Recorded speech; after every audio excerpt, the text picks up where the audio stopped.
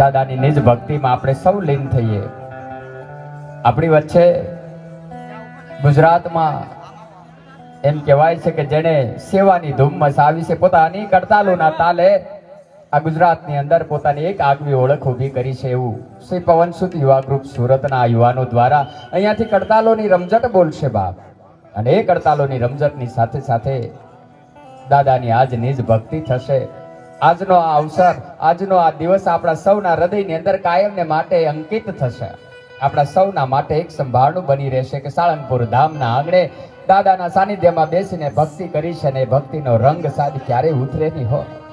તો આવો પૂજ્ય દાદાના સાનિધ્યની અંદર આજની આ ભક્તિની શરૂઆત, ભજન સંધ્યાની શરૂઆત કરવી છે, ત્યારે સરસ મજાના રિધમ સાથે આજના અવસરની શરૂઆત કરીએ.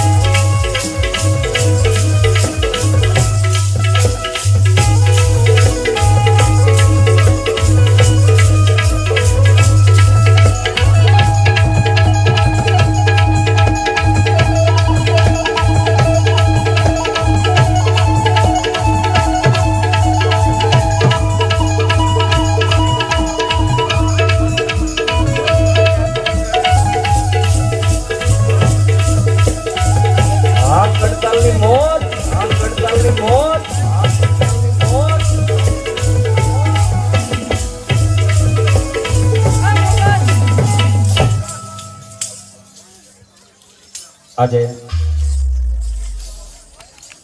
ખૂબ જમાવટ કરવી છે દાદાના સાનિધ્યમાં બેસીને આજ નિજાનંદ કરવો, કારણ કે દાદાનો ખોળો મળ્યો છે બાપ આપણને. પણ હંમેશા આપણા સંતો આ દેશ માટે, આ ધર્મ રક્ષા માટે, આપણા રાષ્ટ્ર માટે હંમેશા એક ડગલું આગળ રહ્યા છે. આપણી પરંપરા રાષ્ટ્ર ભાવનાની પરંપરા છે. આપણા ધર્મો રાષ્ટ્ર ભાવના સાથે જોડાયેલા છે. ત્યારે આજ દાદાના સાનિધ્યમાં આજ દાદાની ભક્તિ કરવી છે, પણ એ પેલા આ રાષ્ટ્રને યાદ કરવું છે. આ રાષ્ટ્ર અખંડ રાષ્ટ્ર એટલા માટે છે બાપ કે આજ હું ને તમે સલામત રીતે આ કાર્યક્રમો કરી શકીએ છીએ. એનું એક જ કારણ છે કે આ દેશના હિમાડા હંગરી, આ દેશનો યુવાન સાહેબ એમ કહેવાય કે રાત દિવસ વરસાદ જોયા વગર અડીખમ હાથમાં સાહેબ એમ કહેવાય કે દારૂ ગોળો લઈ માથા ઉપર મોતનો કફન બાંધી અને આ દેશના સીમાડા હંગરીને બેઠેલા એ સૈનિકો કે જેને સાહેબ અનેક સૈનિકોએ મારી તમારી સલામતીની સુરક્ષા માટે પોતાના પ્રાણની આહુતિ આપી દીધી છે. એના બલિદાનને આજ યાદ કરવું છે, આ રાષ્ટ્રને યાદ કરવું છે. કારણ કે એ રાષ્ટ્રમાં હું તમે જન્મા છીએ કે જે રાષ્ટ્રની અંદર આ ગંગા વહેતી હોય બાપ. ભારતી ભૌમની બંધુ તને આવડી ધન હો ધન મારી સૌરાષ્ટ્ર ધરણી, પણ નેક ટેક ને ધર્મની આયા તો પાણે પાણે વાત, પણ સંત સુરા ને દાતારો ને જન્માવતી મારી આ હોરઠની અમીરાતી. ભારતના હું તમે સંતાન હોય ત્યારે કોઈ પણ કાર્યક્રમની શરૂઆત રાષ્ટ્રને યાદ કર્યા વગર થઈ ના શકે.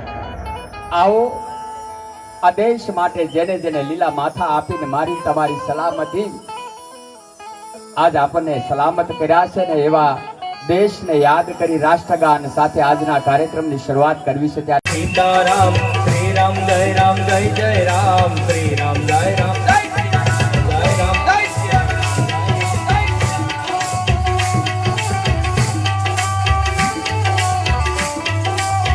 ओ राम आ गए राम आ गए.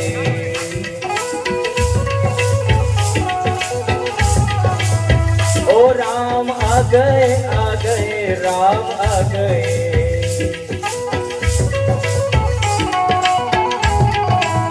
ओ दीप जला के दिवाली में मनाऊंगी.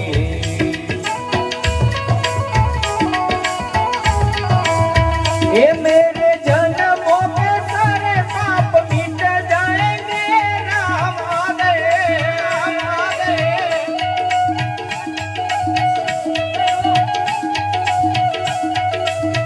ओ राम झूलेंगे तो बल ना झुलाऊंगी.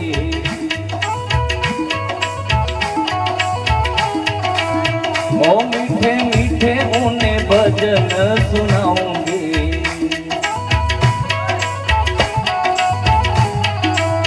ये मेरी जिंदगी के सारे दुख मिट जाएंगे. राम आएंगे आएंगे. પૂજ્ય હરિપ્રકાશ દાસજી સ્વામી તેઓની ઉપસ્થિતિ છે અને તેમની સામે આપણે અહીંયા ધૂન મંડળ જમાવ્યું. ખૂબ આપણે અતિ ભાગ્યશાળી છે. આમ કહીએ ને સાળંગપુરને જોઈને કે સંતો પારસમણી જેવા હોય.